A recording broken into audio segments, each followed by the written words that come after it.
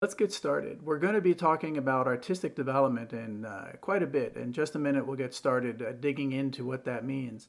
But before we do, I want to say a word about developmental theories more generally, overall, sometimes known as developmental stage theories. Now, this is a set of beliefs, a set of research, a set of practices that are guided by an underlying assumption that people and organisms, sort of generally, including flowers, let's say, change and grow as they get older. That there's a continuous sort of evolution of the organism's abilities, the characteristics with people, how we think and how we begin to interact with the world around us. Now, on its face, that might sound to you incredibly obvious. Like, why should we even talk about such a thing? That's just the way it is. But the thing is that wasn't the way it always was. People didn't think about growth and history or individual societies as a slow evolution. In fact, they didn't really think about it too much at all. Like, where did things come from? How did they get here? Why do things look the way they do today? Did they always look this way?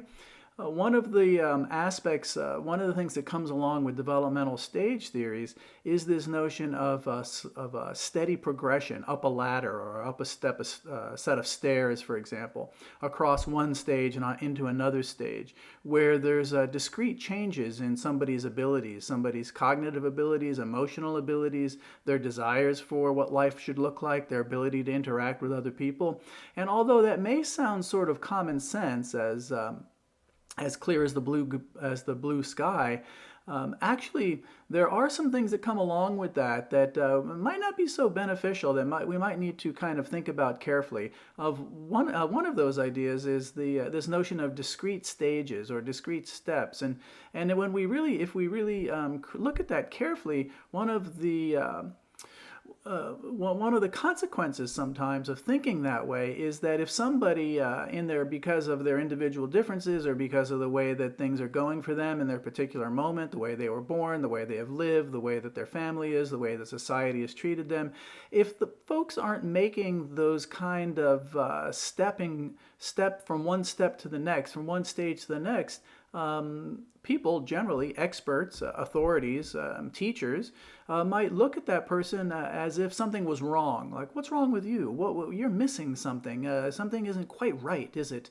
Maybe you're just dumb. Or maybe you're lazy, or maybe you're rebellious, or maybe there's something else seriously wrong with you.